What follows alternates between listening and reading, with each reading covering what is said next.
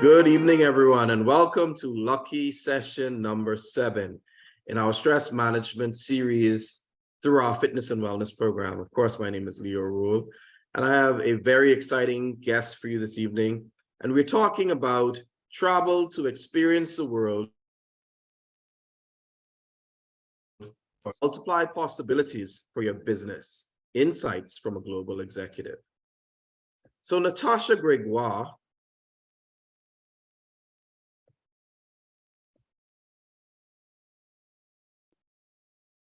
is a corporate communications and marketing executive who has provided strategic leadership for some of the world's most recognized brands.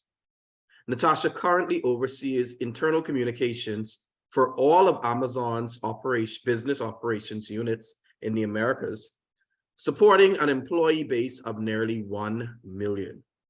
Prior to joining Amazon, Natasha spent 10 years in various communication leadership roles at FedEx, leading programs that engaged team members and boosted the FedEx culture and reputation.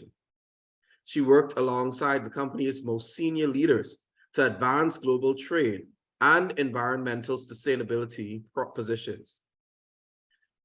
From entrepreneurship to community investments, she implemented programs that expanded access to opportunities for people all over the world. Natasha's career spans more than 20 years across a variety of communications disciplines.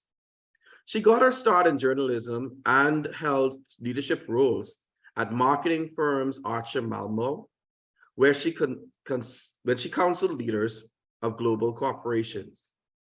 Natasha Gregoire is a graduate of the University of Mississippi School of Business and a Hall of Fame inductee. At Ole Miss, Natasha was the first Black woman and first international student to be named editor of the school's prestigious daily newspaper. She and her editorial team tackled persistent race relations issues faced by the university. The daughter of an entrepreneur and educator, Natasha is passionate about helping small businesses thrive in the global marketplace and about causes that expand learning opportunities for marginalized communities. She enjoys public speaking and has addressed audiences around the world. Natasha is a native of the Caribbean island of Dominica. Her husband, Javon, is a proud Bahamian. She and her family live in Memphis, Tennessee, and enjoy discovering new things and experiences on their travels. Ladies and gentlemen, help me to welcome our speaker for this evening, Natasha Gregoire.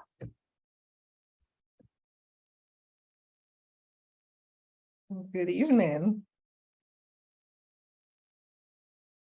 Good evening, everybody. It is such an honor to be with you today.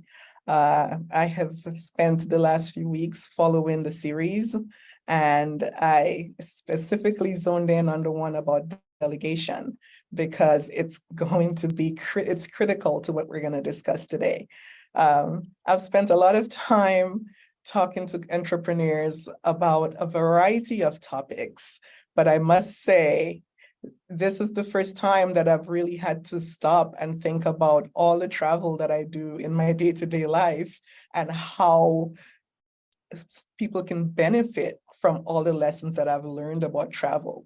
A lot of my conversations with entrepreneurs are about connecting to the global marketplace, about understanding your audiences, your customer base, about marketing and telling your story.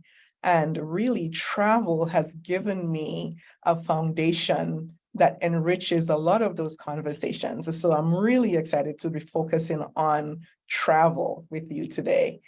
You heard in the intro that I've worked with FedEx and now I'm with Amazon. And so thinking globally and staying globally connected is very important to me. It's been a part of my professional life as long as I can remember. And growing up in the Caribbean, where you had to travel for almost everything you needed, because especially on the island of Dominica, we had to travel off island for healthcare. If we couldn't find it in Dominica, we had to find it elsewhere. So travel has really been a central part of my life ever since I was a child. And whether it's work travel or vacations, personal travel, it continues to play a central role in my life. So I'm really excited to be talking to you about travel today. What I really want to focus on with you is how travel can expand your horizons, how to prepare yourselves as entrepreneurs and executives for travel, how to benefit from the travel when you're there, and what you can gain and bring back home with you when you travel.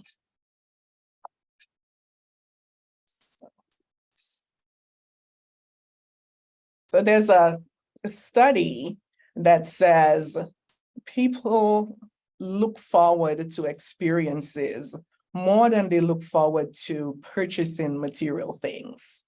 And especially when it comes to travel, it really boosts what we call the happiness factor. If you think about what brings you joy and think about it through a child's eyes, the anticipation that a child feels when a vacation's coming up that involves travel off island. Think about it through your own eyes and your own level of excitement. So experiences are valued much more than material things by most people. And so let's put travel right in the middle of those experiences, because when you travel, you can really experience a world of experiences. I'm gonna play a little video for you.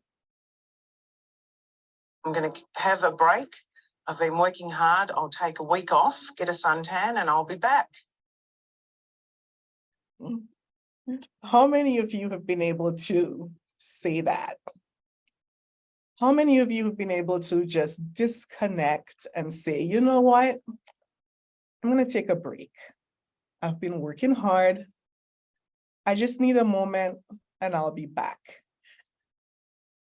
The video was filmed, we were on vacation in Dominica last summer, and I was in such a peaceful state that I felt like I just needed to capture the moment and share it with my friends. So I'm gonna ask you to drop in the chat, because I want this to be an interactive session for us. So I'm gonna ask you to drop in the chat. What are some things that you think you can do to prepare yourself for travel so you can have a break and just be zen and at peace while you're on the road? Hi, Natasha. I think I want to chime in here. I think for me, I look forward to the unwinding part of it. I look forward to letting my hair down, figuratively, in that regard. But Natasha, can you share your screen for us, please, so that we can? I'm sorry, can I do what? Can you share your screen for us, please? Oh, I thought I was sharing. Hang on one second.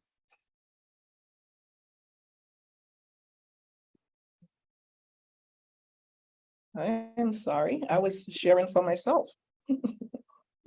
Does that mean you didn't see the video? We missed the video. Okay, I am sharing. Again.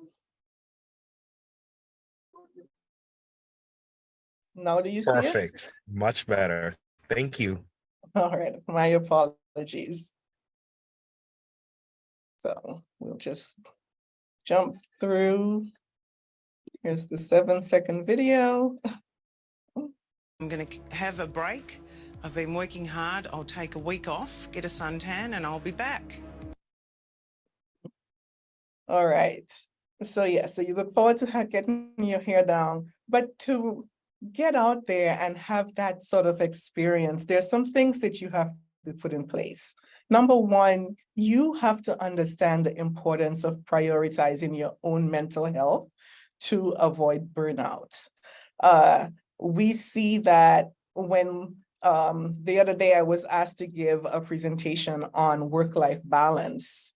And 71% of professionals who were surveyed for a study by the University of Colorado said that they either were considering changing the jobs that they were in, finding something new to do, or were unhappy where they were, 71%. And that number increases when we're talking about business owners who are bearing the burden of all the people who work for them, of their customers. And so it's so important that as entrepreneurs and executives that we prioritize our mental health and be very intentional about it. So even when you're thinking about travel, you may say, I don't have the time. Who's gonna plan it? How do I get there? You might be packing on your way to the airport when you do decide to travel. But it's so important to think about the importance of taking a break to prevent burnout, because the body needs to be recharged. I'm so glad that the SBDC is doing this session on wellness and for executives, because we go and forget to take care of ourselves. But there's so many people who depend on us that when we don't take care of ourselves, everything comes crumbling down. So it's important that we prioritize our mental health. So in Capital One recently published a survey that says 88% of entrepreneurs enjoy business travel. I'm definitely one of those people who enjoy business travel because it gives me the opportunity to connect with so many people, to discover new things, to try new foods, to understand and learn about new cultures. Whether I'm there for business or pleasure, I'm diving deep. But look at that, 88% of entrepreneurs enjoy business travel, but only 32% of entrepreneurs actually take the time to take time off and travel for pleasure, or just take time off at all. So this goes back to the epidemic that we heard about at the very beginning of the session, and why sessions like these are so important. And then when that 32% does take time off, 66% are working on vacation. So it's really not time off.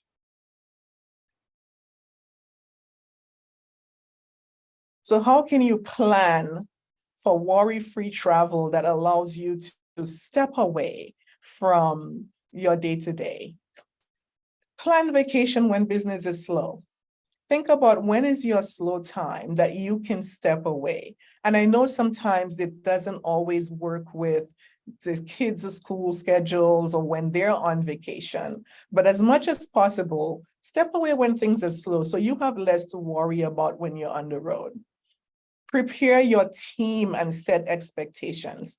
There was a great session on delegation. This is your opportunity to show your team that you trust them, to help build leaders within your company, and set expectations about how and when people should contact you. Let them know, I'm going to be on vacation. 90% of the time I will be offline. In an emergency, here is a number that you can reach me, but only in an emergency. Or like I do, I get up early when we're on vacation, and when folks are still asleep, I check email. I check to see if there's anything urgent happening, and if there's nothing urgent, then I put it away for the rest of the day, and my time is my family time. If something absolutely critical happens when I'm on vacation, then my team will contact me. But for the most part, they know not to reach me on vacation because there's somebody else who's been tapped to lead in my absence. You hire great people, so you should trust them to run things while you're out. So appoint a proxy and let everybody know who that person is. Alert your key customers and let them know that you're going out of town, especially ones who depend on you every day, who reach out to you every day. Let those clients know I'm on vacation. Set your out of office so when people email you, they get that. Do not put your phone number in your out of office email so folks can call you on vacation. And try not to schedule any critical product launches or big events while you're on vacation, because your mind will never be at rest. You'll always be thinking what's happening back at work. And then on the vacation end, do your research. Research where you're going. What do you want to do? What experiences do you want to have? Don't just make it about shopping, right? Go and experience the place. And then now, if any of my family members are watching tonight, don't laugh. This one says, pack early to avoid stress. I am a habitual late packer, literally zipping the suitcase in the car on the way to the airport. Don't do like me. Be better. Pack early so you're not leaving on vacation stressed out from preparing for vacation. Now, once you go on vacation, disconnect and have fun. That is your number one priority, is to disconnect, be with the people that you're traveling with, whether it's family, whether it's a girl's trip, a boy's trip, whatever it is, a church trip, disconnect and have some fun. And immerse yourself deep into the culture of the place where you're going. So about a year and a half ago, my brother decided to get married in Morocco. And one of the favorite dishes in Morocco is called a tangine.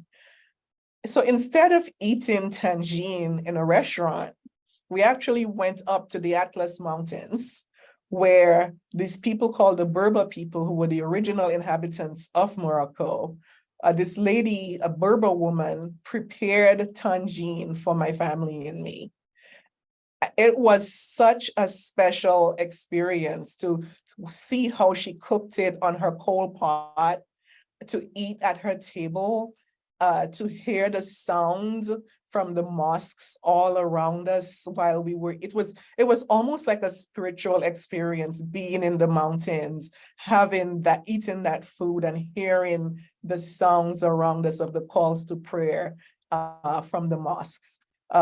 So when you travel, really immerse yourself in the culture of the place. One thing that I love to do when I travel is ride local transportation, because that's how I get to see how people truly live.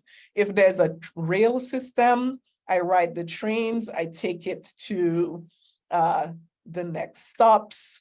I see how the communities change, how the complexion of the people change as we go from stop to stop. I get off, you can hear the music that people are listening to. I get off on stops, I get back on. That's one of my favorite things to do when I travel, especially when I'm traveling by myself. I ride the trains, I ride the public transportation, and I hop on and hop back off to see how people are living. I think through food, music, and transportation, you get a great appreciation for who people are, how they're living, how they spend, what they prioritize. And you just listen to conversation and you learn so much. So talking about immersing myself in culture when I travel, on the left, I'm in Carnival. In the middle, we went for spring break. My family and I went to Dubai, and we made a quick trip to Abu Dhabi to visit the mosque. Well, you have to be covered from head to toe to enter the mosque. And so we were really honored to wear the abayas. I think I'm saying it wrong, but to wear this clothing to get into the mosque and have the experience there. In India, it was a sign of great respect to my host when I wore sari to a formal event that they were having. So as much as possible, when I travel internationally, I try to immerse myself into the culture. So I'm taking away these lifetime of memories and not just a suitcase full of clothing that I'm only going to wear for a few weeks. And when you're there, having those experiences, be in the moment. At my former job, we called it, when I worked for FedEx, there was a principle that said, be here now. It means when you're in a meeting with someone, any interaction that you're having with another team member, be in the moment, be present there, not on your phone, not texting, not thinking ahead to tomorrow, just be in the moment and enjoy what you're there to experience. So I cannot stress this enough. When you're traveling with your family, I know you want to bring your phones, that's great. Use it as a camera, use it in an emergency, but really focus on being in the moment so you can have these types of experiences with each other and share memories with each other. And then relax. Relax and consider the possibilities. Because I'm realistic, right? I know that as business owners, entrepreneurs, executives, business people, it is hard to leave it all behind. It's almost impossible.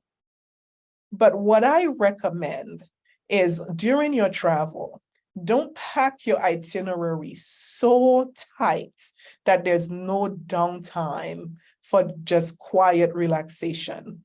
Maybe it's an hour in the mornings of 30 minutes in the mornings that you, before others wake up or before the day gets going, you take a walk, you go to the beach, wherever you are, right? You find a place of Zen for a quiet moment to just for a gratitude reflection, to be thankful for all that you have, but to also think about the possibilities on the horizon.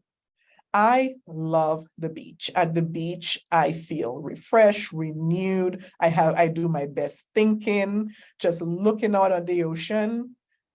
I think about what could be. So you do the same. Think about in those quiet moments, what you're grateful for and where you wish you could go.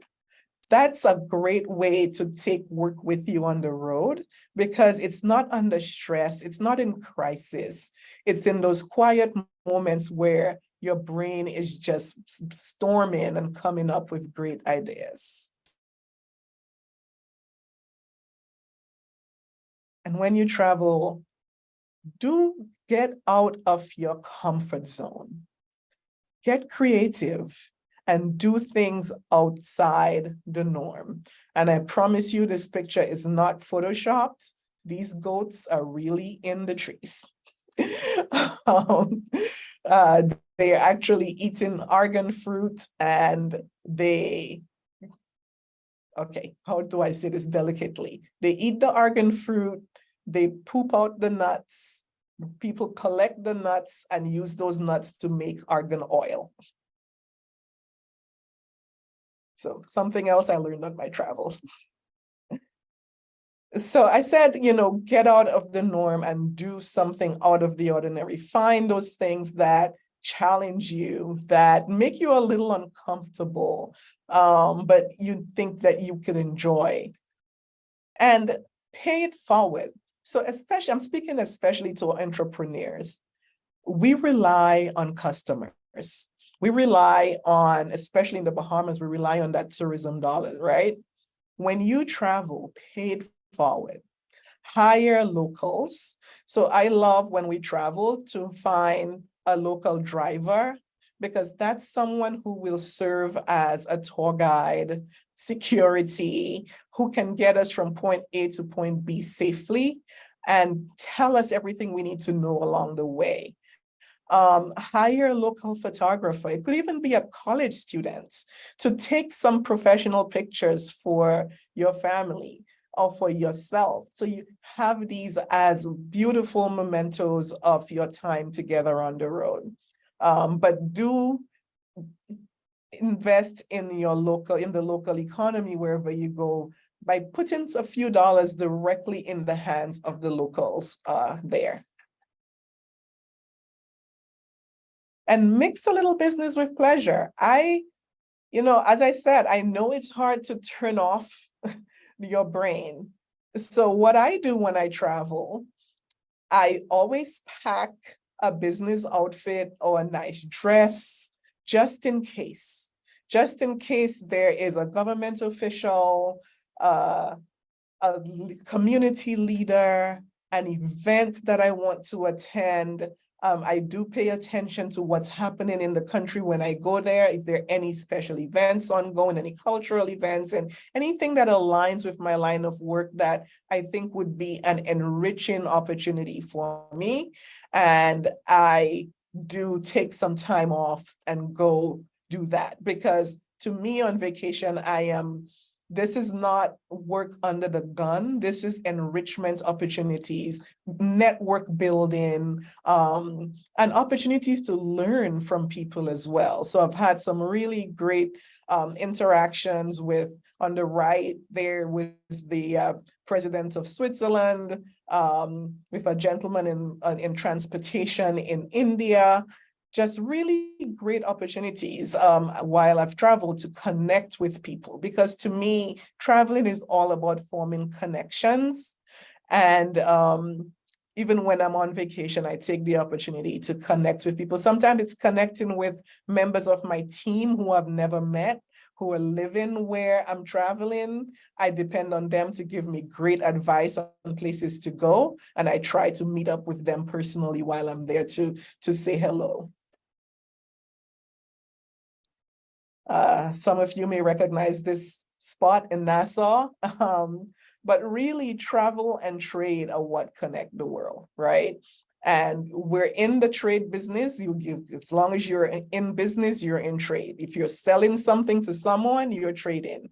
The travel and trade are truly the two global connectors, and they go hand in hand. So it's impossible to travel as a business person and not think about how that travel can impact your trade. So, and with that in mind, tap into the global marketplace. This is your opportunity while you're on vacation to store some knowledge that you will bring back home, right? You see how other people's, if you're in retail, for example, see how other retailers organize their stores. See what they're doing at points of sale. So when you go shopping, it's not just shopping to acquire things, but it's also shopping to acquire knowledge. See how they greet their customers. See, just observe what's working. When you walk away from an experience and you feel like you're bouncing out of the store because it feels so good, what you just experienced, take a note. What was that? Because I want to do it in my store when I go back, or I want to I want to do it with my customers when I get back home. So just pay attention when you're traveling to how commerce is taking place and what lessons you can learn from that on your way when you get back home. And use your travel to gain inspiration, new perspective, appreciation of markets and people. I think, when you think about who your customers are, many small business owners, entrepreneurs starting up think of their customers as the people who can walk a drive to their stores, the people who can get to them physically. But we know that we're in a globally connected marketplace. And so your customers can be everyone, whether you're offering a product or a service, that your customers can be anywhere. And so travel allows you to really understand how people think, shop, spend. So when you think about the opportunities to grow your business and expand the reach of your product, let your vacation travel help inform where your business can go. This was a really special experience here on the right. I got to travel to Swaziland a few years ago, and had to crawl on my hands and knees to get into this hut to meet with this gentleman who was the village healer. So it was a really interesting experience there. But again, gaining new perspective physically, literally. But I walked away with so much knowledge and a deeper understanding of the people. And one thing my family has learned with our travels is you just never know what you're going to meet. I have had a lot of coincidences happen on my travel, and a lot of things that were planned around historical moments that we knew were about to happen. On the left was pure coincidence. I was actually traveling on my way to Swaziland and decided to stop off in Cape Town for a couple of days. And this is something that I like to do when I'm going on a very long or distant international trip. You need to give your body time to recover. So I broke up my trip and I stopped in Cape Town for a day and a half to recover from the 18-hour flight. And while I was there, I decided to go to Robben Island to visit Nelson Mandela's prison cell, and was lucky enough to meet someone who had served time with him and knew him personally, and he took us on a personal tour of the place. While we were there in South Africa, 2 days after that visit to Robben Island, Nelson Mandela passed away, and I was in the middle of this incredible historical moment where people just poured into the streets and started singing and chanting his name. It was like an out-of-body experience to be there. So travel, you just never know what you're going to experience on the road, and just open yourselves to being open to new and unexpected things. As I said at the top of the presentation, this is about disconnecting, having fun, and spending special moments with your family. So use your travel to really make memories that will last yourself a lifetime, that will teach you lessons that you will pass down to your children and you will share with your friends forever. It will teach you about respecting cultures. It will teach you about understanding what the global marketplace has to offer and how different things are from place to place, but how similar people are no matter where we go. People are the same. So I say, form those experiences, capture beautiful photographic memories that you can keep forever, and travel to expand your horizons, because it won't just expand your business horizon, it won't just expand your personal enjoyment, it will really help you expand where your business can go and how you can grow as an individual. So thank you so much for this opportunity, and I'll open it up for questions. Ms. Natasha, thank you so much for that amazing presentation, and definitely some tips and tricks on why it's so important to travel, and even how we travel as well too. My opening question would be, as entrepreneurs and business owners, sometimes the teams that we work with are small in terms of delegation. How do you suggest us best balancing that work life and vacationing if we come from a small team? That is always the hardest part, right? When you have a small team, how do you step away? But you said the word team. That means you're not alone. So before you can step away and be comfortable in your travel, you have to first invest in building the team that you have. So you have capable leadership when you step away. Sometimes we have to also invest in bringing in extra help. It might be a temp. So when your number 2 becomes number 1 while you're on the road, somebody else steps into the place of number 2. And that's why travel takes planning for business people, because you might have to plan ahead to bring in a temp and train them in what your second in command does. So your second in command can step in for you when you're on the road. So if you're a team of 2, you have to be able to take time off. So it might mean spending a few extra dollars and bringing in someone for a few hours a week to support your number 2. But well ahead of that, focus on training, growing, building a strong leader within your business, because you won't always be there and you need people who can make good decisions in your absence. Thank you for that answer. Also, just to let everyone know that if you have any questions for our guest speaker here, please feel free to mention them in our chat. We are live on Facebook as well as we have them in our Zoom chat as well. So following up to my second question here, my second question will also be, as sometimes entrepreneurs, depending on which industry they're in, how does an entrepreneur set clear boundaries with their clients when going on vacation?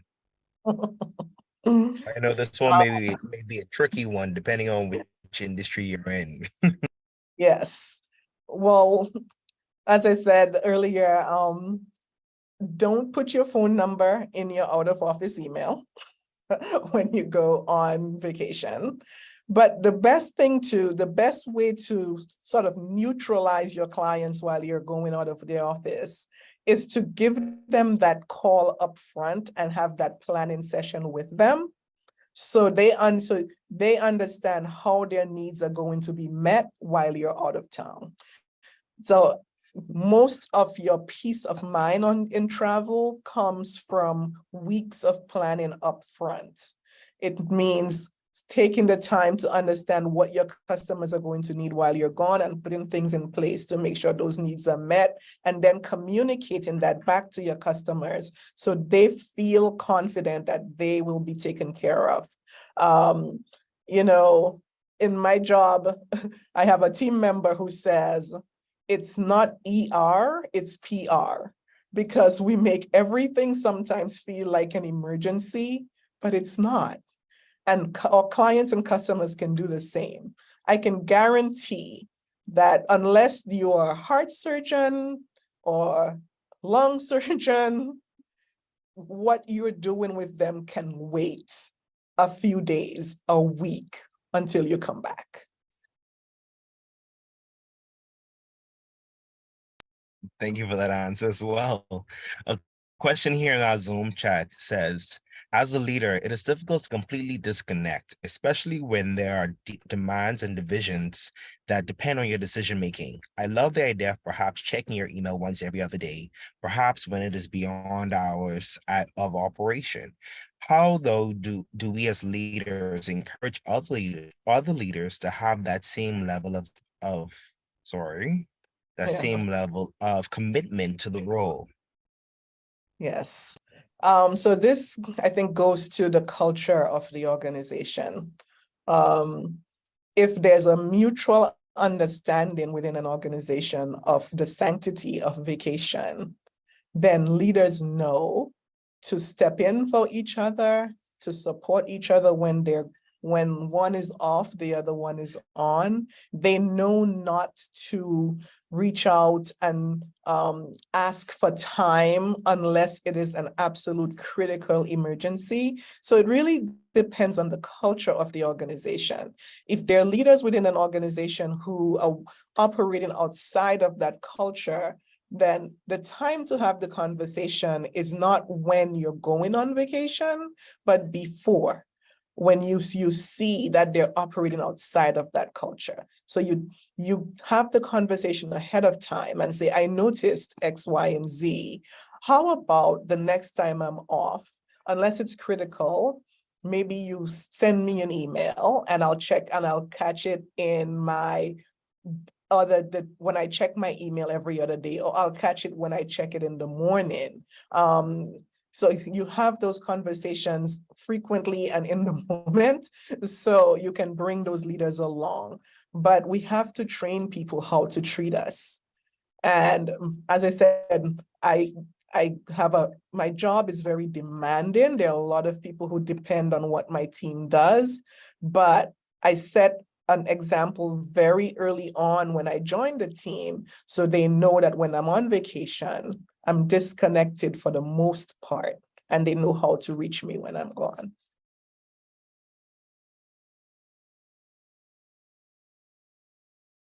Thank you for that answer. To follow up, we have another Zoom question here. It says, personally do not favor out of office messages, as I'm accustomed to checking my emails when I'm on leave, even if it's once a day or once every other day. Is this incorrect or an abuse of power not to do so?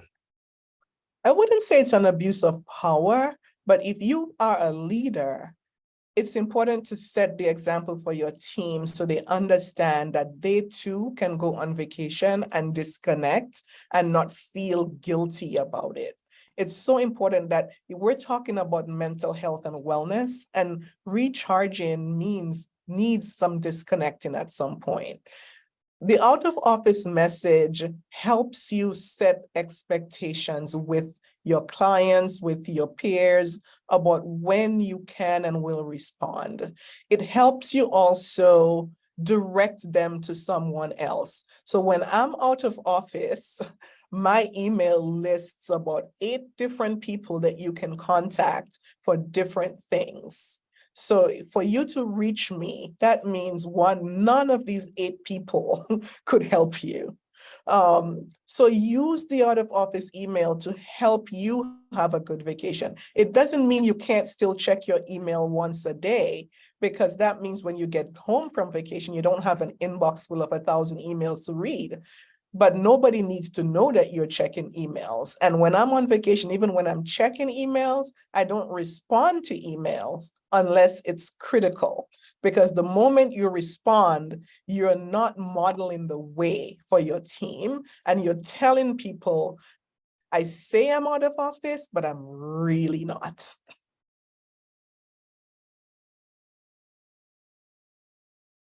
What are your thoughts with an employee or leader requesting or taking time off in peak periods, although there's perhaps no bill period? Would you recommend to help team members, leaders who do not actually see the bigger picture about the dynamics of the team? Yeah, we're actually dealing with this right now. So we're coming up on Amazon's Prime Day, which we offer lots of really great deals to our customers. And this is a critical time for business, right? And it just so happened, I have to be with some team members in London on Prime Day. My team is based mostly in the Americas. So my expectation and what my team will expect, because they need to be able to reach me during that critical time. So even though I'm on a different time zone, I'm going to make sure that I am available to them on their hours. So it will take some interest in sleep patterns. It will take some interest in scheduling, but it was important for me to make this trip. So I, in turn, have to make the sacrifice and be available for them. For team members who want to take time off during peak period, I think the company needs to set clear guidelines about when you can take time off and when you can't. If there is a rule, like there's a vacation freeze around these certain dates, then there should not be the expectation that people can take time off on those dates unless there's a crisis, a family emergency. I mean, you have to allow for life to happen, but the team needs to understand that this is for the benefit of the whole team, the whole company. So when one person, 2 people decide to leave the burden to everybody else at the busiest time, that is not being a team player, and that's not adhering to the culture of caring for your team members. As an entrepreneur or an executive, What is the minimum vacation time? What's the maximum vacation time one should take during certain periods or during periods of the year? Well, I don't know that there's a minimum or maximum. I would think it depends on where you're going and how often you take vacation, but I see nothing wrong with a 2-week vacation as an executive. That gives you, especially if you're traveling internationally, you need time to travel, you need time to recover so you can enjoy where you are. 2 weeks really gives you time to reflect, recharge, rebuild, and come back. 1 week, I think, is a good amount of time as well, but you might come back a little tired because you might try to pack so much into that 1 week. So I don't know that there is a specific amount of time that's too short, because vacation could be stepping away from work and maybe spending a night at a hotel right in your hometown. I do that in Memphis all the time. Just get out of my house, because I work from home when I'm not on the road. So today I'm in my office in Nashville, but I get away from home, my home office, and once in a while I spend the night at a local hotel, and it's a staycation. That's vacation. It's one night, but sometimes it's all you need. So vacation could be taking a half a day and spending the afternoon at the beach. So I don't know that there's a time that's too short. But if you're going away for more than a month, for example, make sure that you have really strong backup plan in place, and maybe make yourself more available for those times when people need you. Recommend it, or would you just that's 2 weeks at a time or total for the year? I would say 2 weeks at a time. Like if you're taking a 2-week vacation once a year, and then you take a couple short breaks along the way, I think that's fine. That is absolutely, 2 weeks fly by really quickly. Now, it's been a while since I've had a 2-week vacation. Usually what I do, here's the trick that I do. I do vacation from Friday, Saturday, Sunday. I do 1 week off work, and then I do the weekend on the backside. So I get, 5 working days, 2 weekends. And so my vacations are usually around 9 days. And then when I add on up the previous Friday, they're around 10 days. So that's how I like to travel. I've found a formula that works for us when we travel that way. But even with doing that, sometimes I wish we had added on a couple more days to just make it a little more leisurely and restful.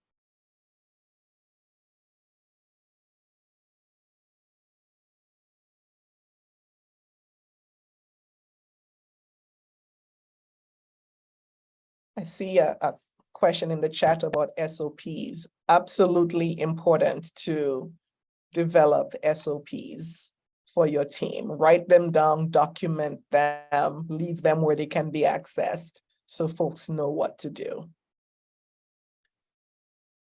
My apologies, just had some slight technical difficulties on my end here.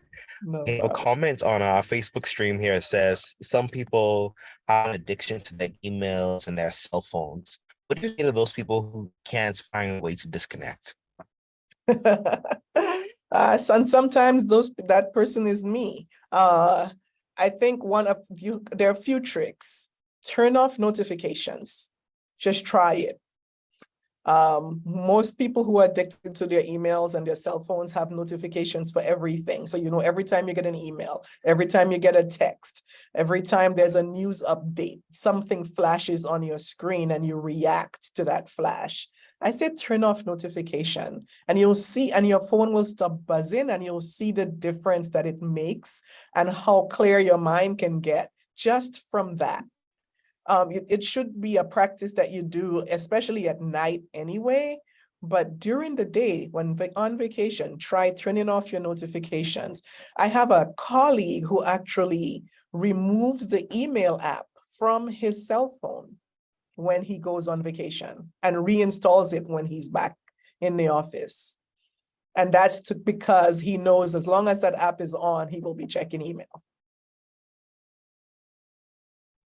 We have another question here in the Zoom chat that says, what approach do you take when you get back from an awesome, relaxing vacation and you meet 100+ emails or requests in your inbox? Like, how do you find yourself not being discouraged or not finding yourself like back in that drought again? So one thing you can do to reorient yourself with reality is start checking those emails on the flight back.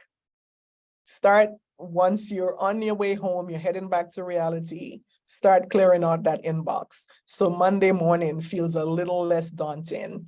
As I said, my trick is to wake up early and clear out the junk from my inbox, scan my inbox for anything critical, and move on. So when I do get back to the office, I've already scanned it. I flagged things that need responses, so I'll respond to those things. But that way, I'm not sort sifting through junk because I've deleted all that junk in the mornings. That's the hardest part, is trying to sifting through the junk to get to the 2 or 3 out of the 100 that you actually need to respond to.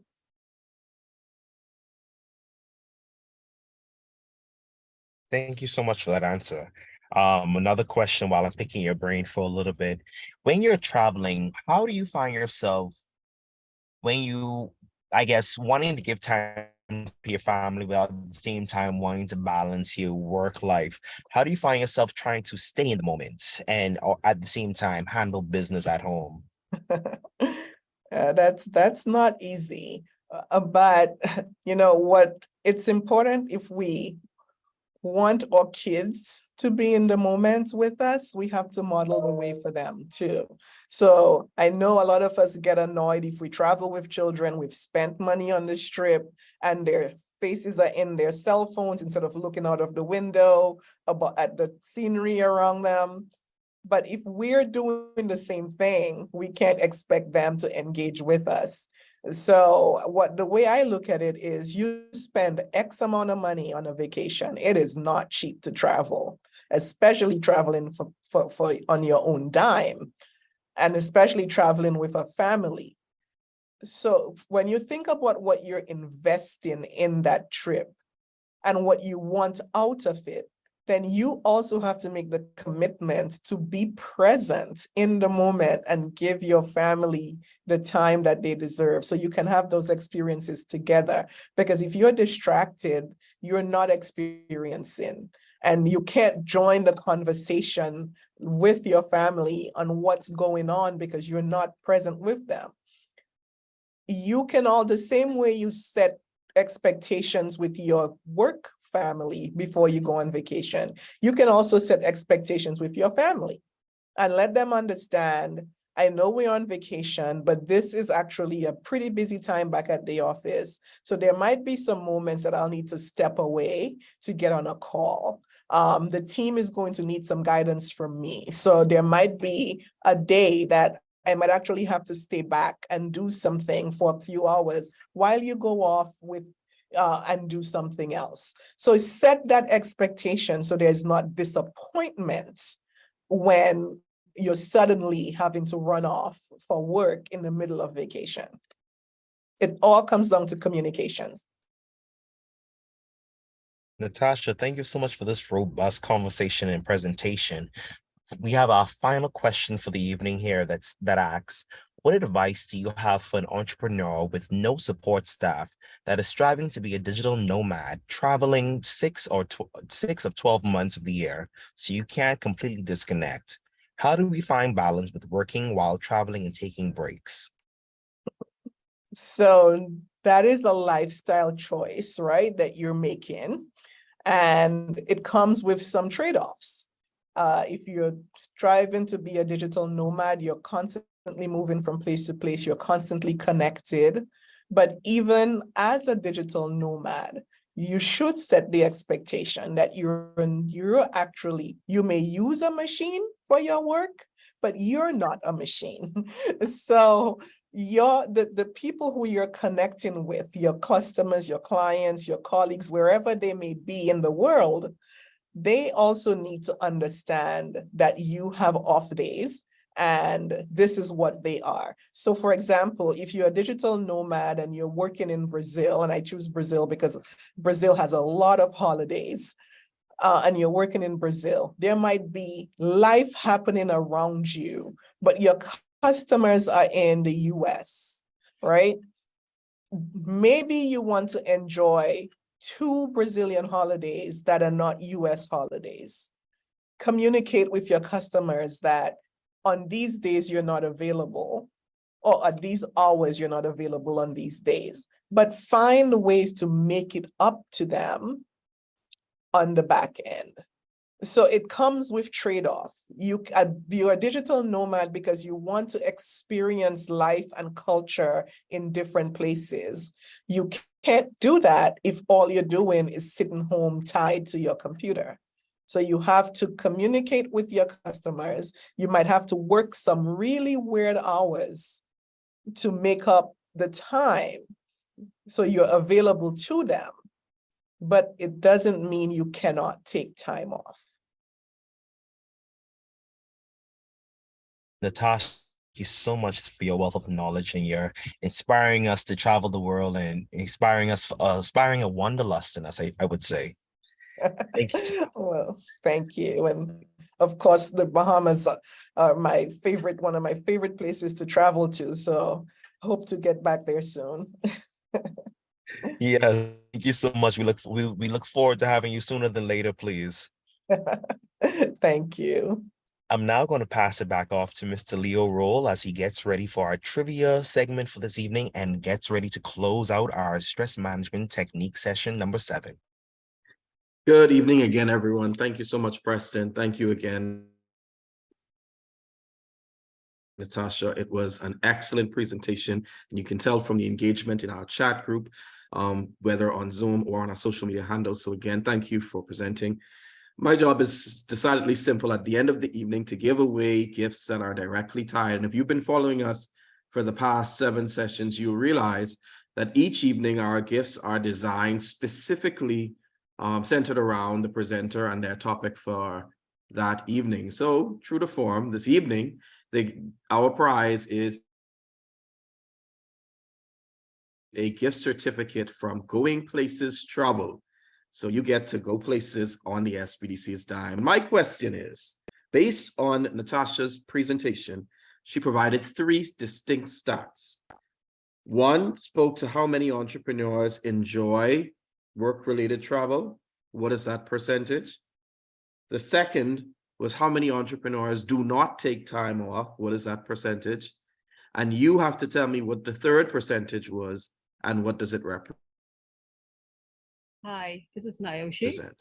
So there are 3 percentages you're providing, or 3 answers. Go on, Ms. Bourne. It's 85% enjoy business travel. 32% take off. 2% take days off. Sorry, Miriam, someone is already speaking.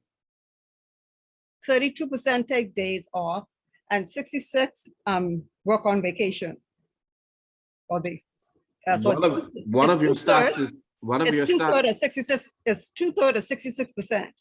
One of your stats is incorrect, Natasha. One of your stats is incorrect, Ms. Bourne. So I'm going to pass the question. Hello. Go ahead, Ms. McCoy. Yes, 88% enjoy business travels. Only 32% entrepreneurs take day off, and 66 work on vacation. Absolutely correct, Ms. McCoy. You are our winner for this evening. So you can stop to the office tomorrow and collect your gift certificate courtesy of the Access Accelerator for a Going Places travel vacation. Thank you, everyone. Can you believe we have only 1 session left, and that's on Wednesday? So I look forward to seeing you all at 6:30 on Wednesday as we close our stress management series under our fitness and wellness initiative. Have a great evening, everyone.